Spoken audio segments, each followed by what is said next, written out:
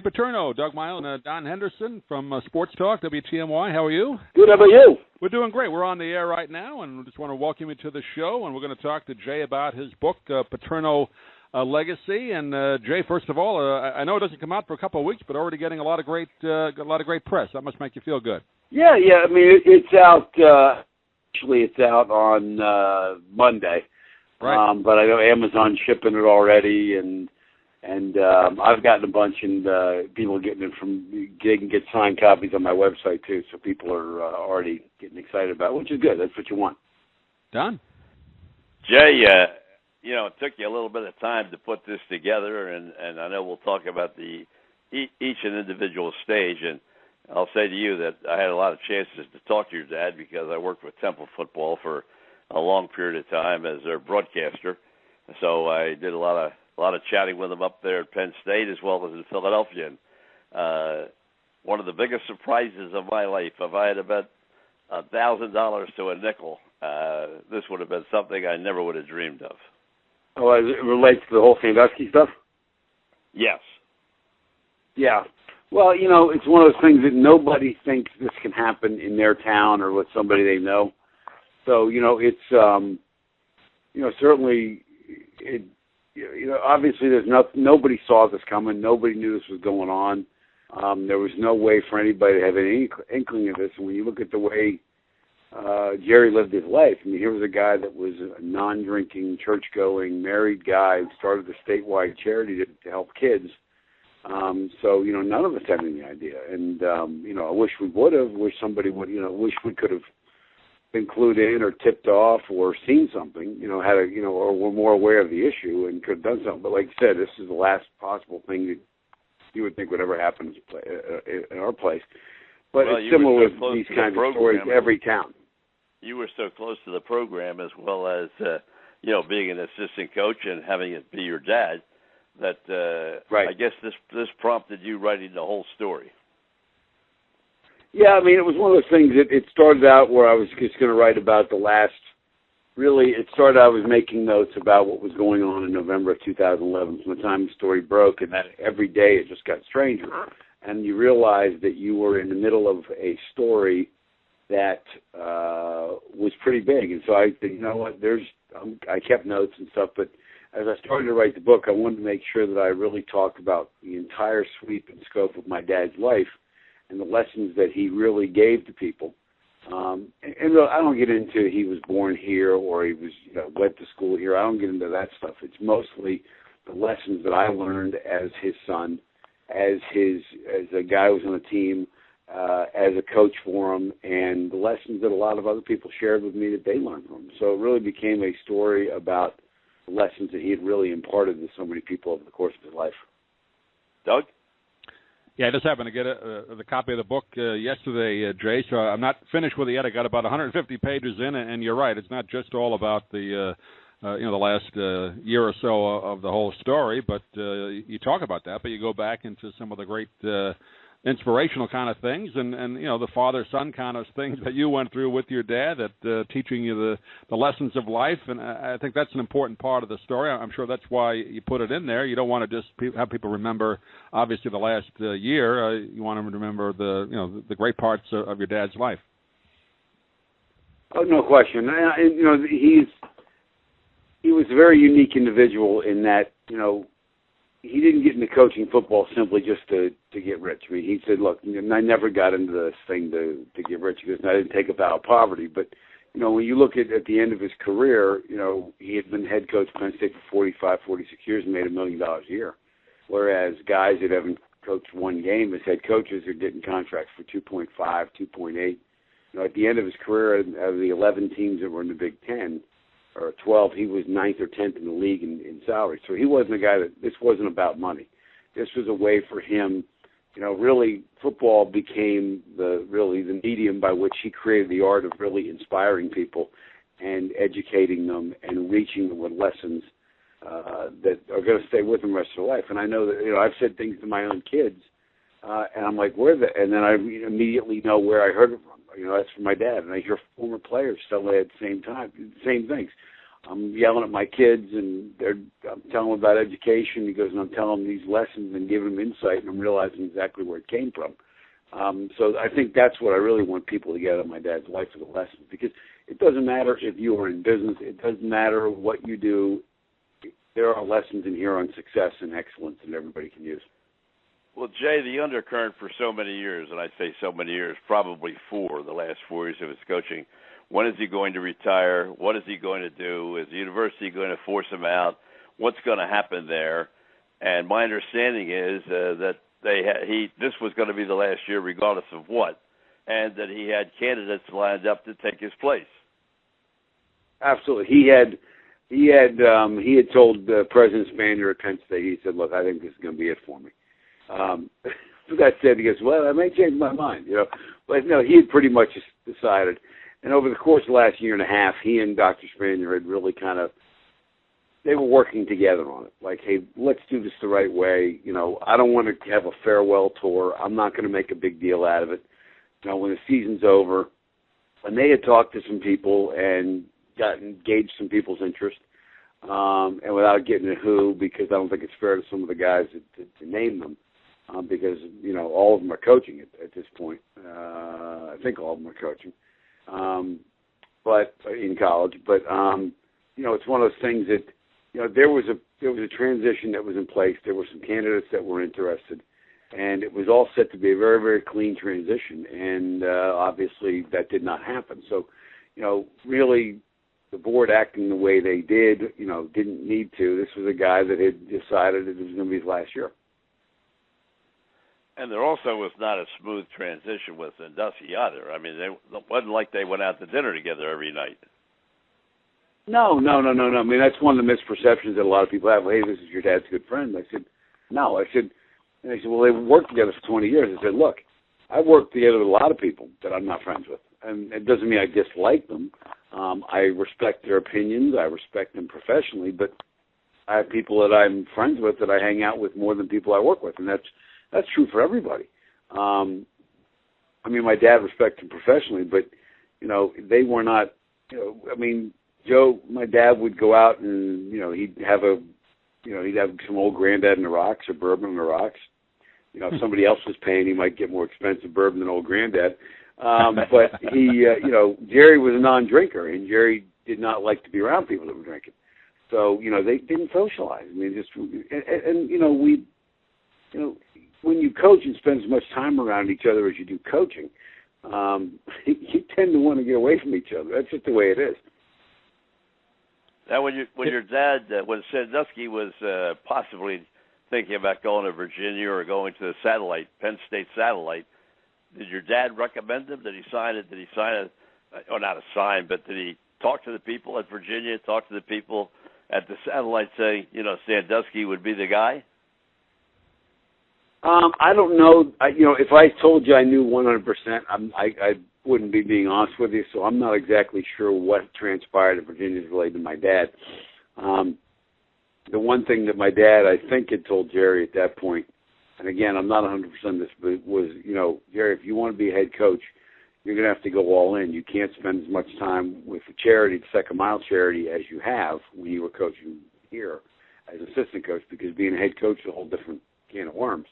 But, he was supportive of him, no question about it, because he knew what kind of coach Jerry was. Jerry was a very capable football coach and very innovative. And that being said, I mean, the idea that we knew what he was, the fact that Joe would be supportive of him trying to become a head coach somewhere tells you that we didn't know. That's just the way it is. Doug? Talking with Jay Paterno. The name of the book is Paterno Legacy, put out by our friends at Triumph Books, just coming out next week. And Jay, do you know the last time that your dad talked to Sandusky before obviously this all kind of hit the fan, or the last time you talked to him? Do you know when that was and what they may have talked about? Or? I couldn't tell you what my dad when it was, or what my dad would talk to him. I have no idea. Didn't really ask him that. I would bump into Jerry from time to time, but I couldn't tell you when the last time I saw him was. Because I didn't know anything at the time. You know what I mean? It's not like you so it wasn't as though there was a marker in time where you said, oh, yeah, this is the last time I was seeing him before he gets charged, because none of us knew he was going to get charged. So, I'm not sure, but, I mean, most of the time if I saw him, whether it was somewhere in town or whether it was, passing him on campus or something, it would be, how you doing? Hope all's well. How the kids doing? The grandkids. His granddaughter and my daughter were friends, and I was the same. I was a year older than one of Jerry's adopted sons, so I'd known him. I'd known him all my life, so it was just kind of a very casual hi bye, that kind of thing. So, but none of us ever talked to him about anything like this. Certainly not. Certainly never. Well, I know you coached with him.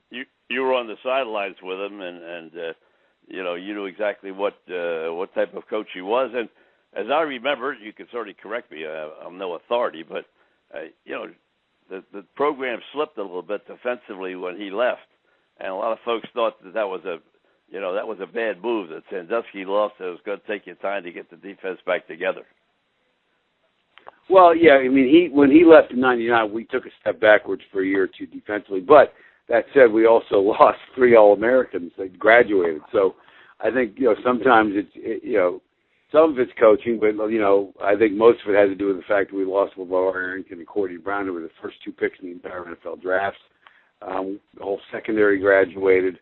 Brandon Short, who was the middle linebacker, graduated. All 3 starting linebackers graduated. So we lost a lot of talent. So it took us a year or two to kind of build, to get the younger guys who hadn't played a lot up to speed. When you look at really from 2004 on, we were consistently, he retired in '99, and we had a good defensive in 2002.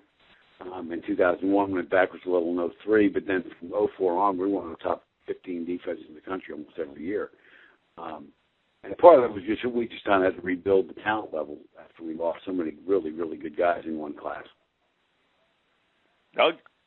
Aside from obviously the whole Sandusky thing, your dad also went through some health issues even before that. I know one time on the sideline, the players ran into him and he broke his leg. He had to coach from the press box for a while, so he underwent some health issues the last few years that even made it more difficult to deal with all this, right? Yeah, I mean, I think the thing is that people say, oh, your dad got hurt. Well, Barry Alvarez is a lot younger than my dad. He had to coach in the box for a couple of weeks because he had an issue. Even if you go back to Barry Switzer back in the 80s, he was still coaching in Oklahoma. He got caught in the sidelines and broke a bone.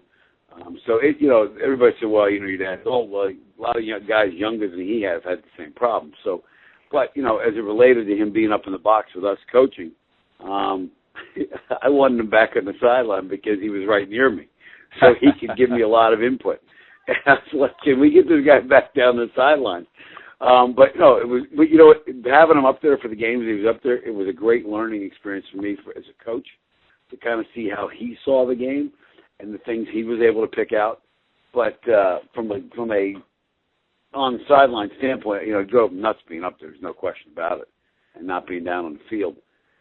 But even those are the only real health scares he had. As far as the cancer goes, we didn't know he had cancer until the Monday after he got fired. We had no clue.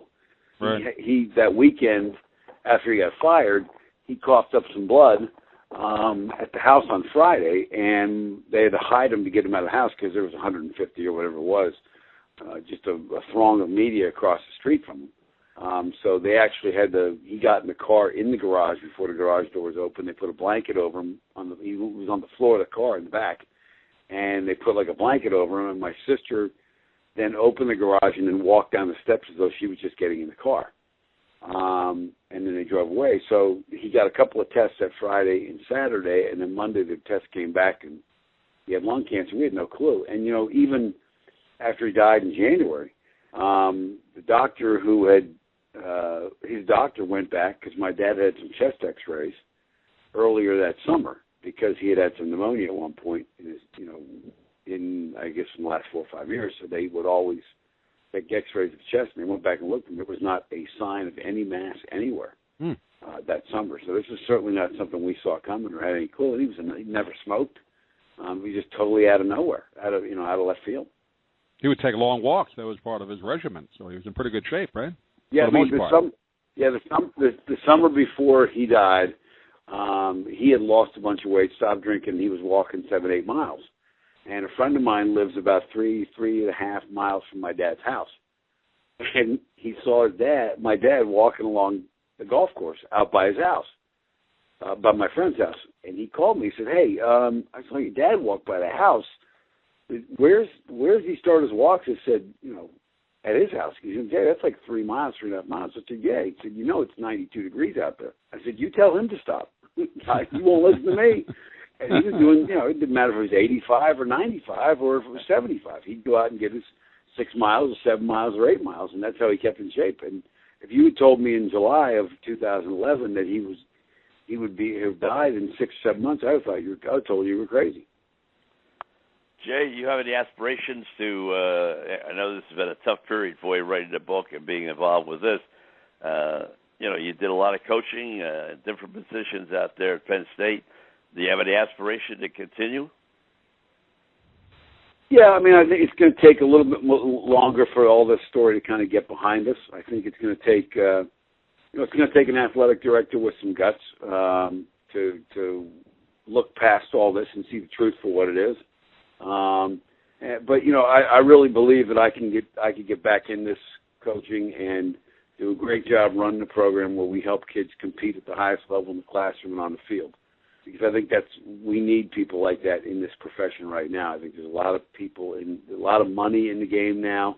When you see so many stories being written about money and coaching salaries and the millions of dollars of facilities and lawsuits as it relates to paying players, I feel like we're kind of losing the soul of what college athletics is, because it's become about building TV networks. We add teams because it gets more TV sets for the Big Ten network, or the SEC as a network, the Pac-12 as a network.